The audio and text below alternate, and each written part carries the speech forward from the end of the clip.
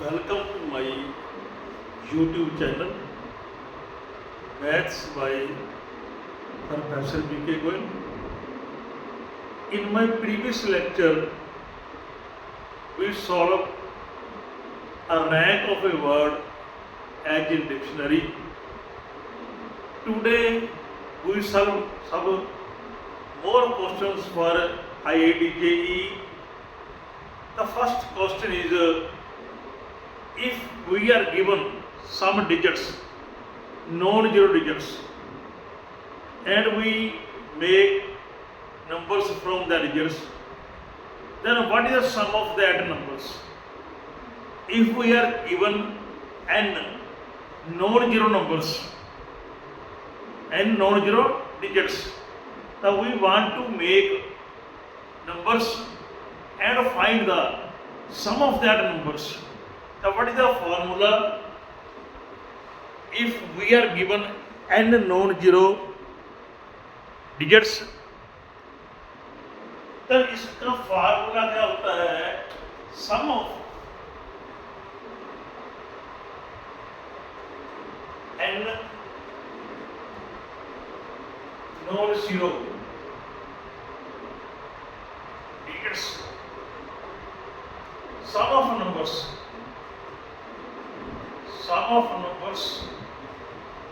formed from sum of numbers formed from n non-zero digits is equal to sum of digits into n minus 1 10 raised to n minus 1 upon 10 minus 1. यदि हमारे पास n non zero digits है, उससे हम number बना लिए, उन number का सम कितना होगा? तो क्या फार्मूला है? Sum of digits into n minus 1 10 raised to n minus 1 upon 10 minus 1. तो इस क्वेश्चन में हमारे पास 4 डिजिट है, 2 3 4 5. तो इसका सम क्या होगा? सम ऑफ नंबर्स.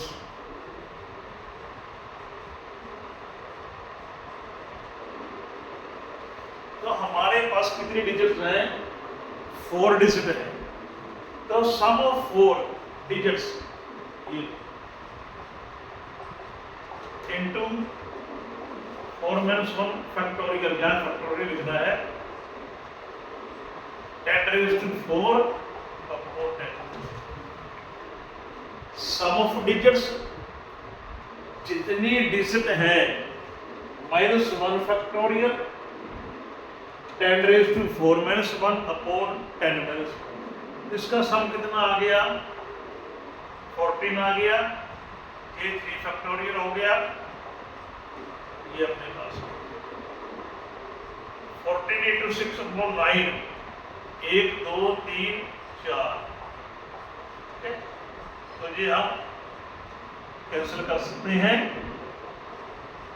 20 upon 3 9 9 9 9. तो ये भी कैंसिल हो जाएगा आपके पास.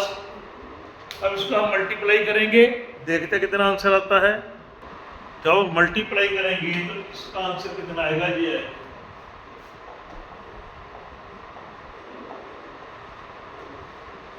93,324.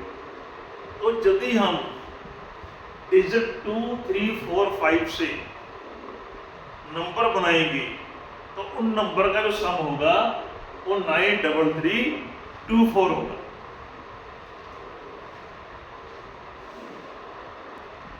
नेक्स्ट क्वेश्चन क्या है अपने पास? We want to find a number of even divisor of a given number. तो हमारे पास नंबर है 10800. तो इसके इवन डिवाइजर कितने होंगे ये हमने पता करना है. इवन डिवाइजर तो पहले हमने 10800 को प्राइम फैक्टराइजेशन में लिख लिया। We write the given number in powers of the prime factors.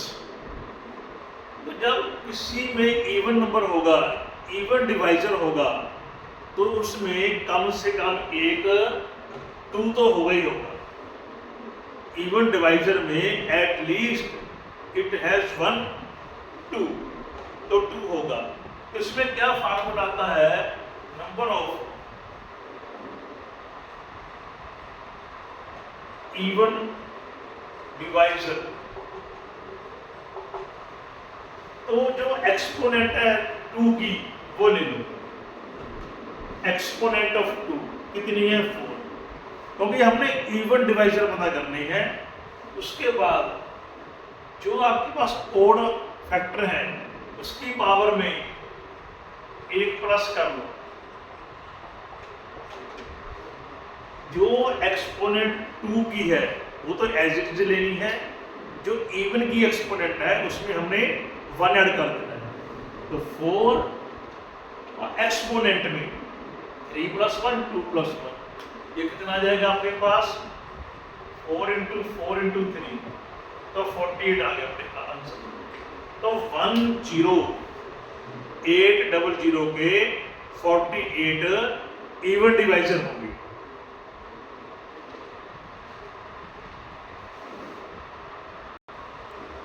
Next question क्या है, the permutations of digits 1 2 3 4 5 6 7 without repetition which neither contain the string 153 nor 2467। तो 1 2 3 4 5 6 7 को हमने अरेंज करना है, परम्यूट करना है, उसके बनाए परम्यूटेशन कितने होंगे। उस परम्यूटेशन में जो 153 है ये स्ट्रिंग ना हो, एक लाइन में ना हो, इकट्ठे ना हो, और 2467 भी ना हो, तो कितने हम परम्यूटेशन कर सकते हैं। पहले क्या लिखेंगे, टोटल डिजिट्स,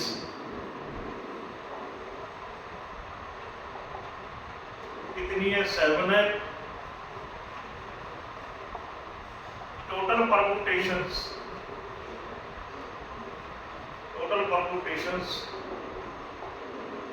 7 फैक्टोरियल। तो टोटल परम्यूटेशन जो है वो 7 फैक्टोरियल होते हैं, क्योंकि 7 डिजिट हैं। तो हम क्या करेंगे, अब 153 और 2467 लिखेंगे। तो लेट P क्या है, नंबर ऑफ स्ट्रिंग contains 153। हम वो देखेंगे जो स्ट्रिंग में 153 आ रहा है वो कितनी स्ट्रिंग है, वो देखते हैं कितनी स्ट्रिंग है। तो इसमें जो है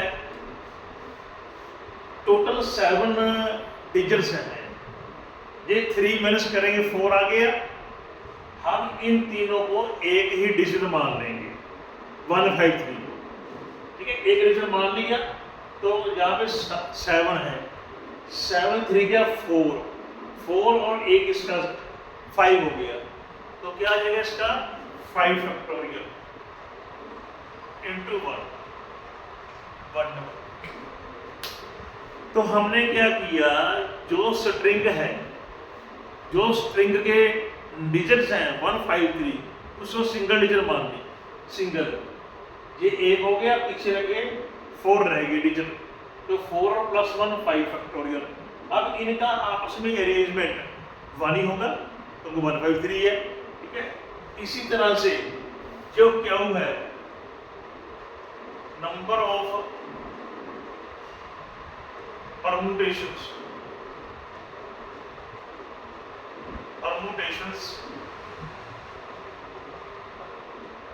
contain string 2 4 6 7। अब ये यहाँ पे 4 डिजिट आ गई अपने पास 4, इस 4 को हमने एक ही लेटर मान लिया, तो पीछे कितने गए 3, 3 और प्लस 1 4, एक तो इसका 4 फैक्टोरियल हो गया इंटू 1, ये 24। इन चारों को हमने एक ही डिजिट मान लिया, ये एक हो गया, 3 पीछे रह गई, 3 + 1 4, 4 फैक्टोरियल 24। अब इसको देखो, ये 153 है, ये वाला, और ये 2 4 6 7, इसको हम ऐसे भी लिख सकते हैं, ऐसे भी लिख सकते हैं। वी हैव 2 बेस, तो इनकी जो इंटरसेक्शन आएगी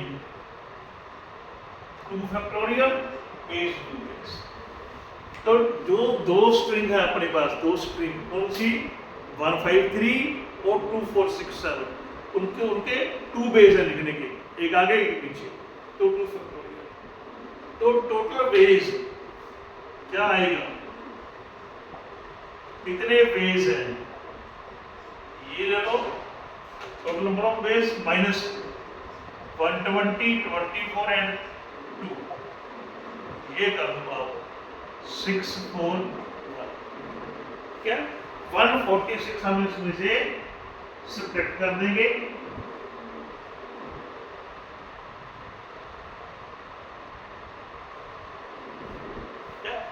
तो इसमें क्या आ जाएगा, आपके पास जो आंसर आ जाएगा,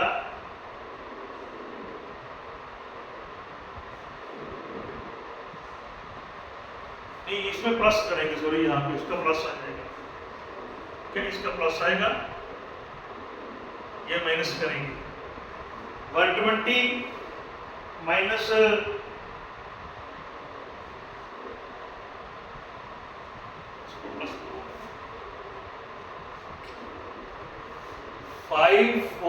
5040 प्लस जे करेंगे, प्लस जे करेंगे, माइनस जे करेंगे, इसको ऐसे लिखो आप,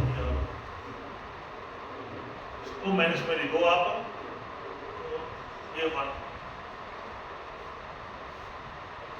ये हमने लगा दिया फार्मूला यूनियन का, NP plus NQ minus intersection की नंबर ऑफ इंटरसेक्शन, ठीक है, हमने +1 में पढ़ा था सेट चैप्टर में। तो 120 + 24 - 2, तो 142 माइनस कर दो उसमें से, ये आ गया 8, 3 जो 9, 9 - 1 8, ठीक है, तो ये आपके पास इधर देखो सब्ट्रैक्शन ठीक है, आंसर है अपना। तो ये तो आपके पास आ गया टोटल नंबर ऑफ परम्यूटेशंस। ये जब स्ट्रिंग कंटेनिंग होगी, ये उसमें है तो 120 बेस है, यदि स्ट्रिंग 2 4 6 7 है उसका 24 बेस है। अब दोनों में देखो, इसमें 153 भी है, 2 4 6 7 भी है, इसमें भी है, ये दोनों में आ जाएगा, तो दोनों को हमने ये माइनस कर देना है, 120 + 24 - 2, तो 4 8 9 8, कितने बेस होंगे 7 डिजिट से, जब उसमें स्ट्रिंग 153 और 2 4 6 7 नहीं होंगे।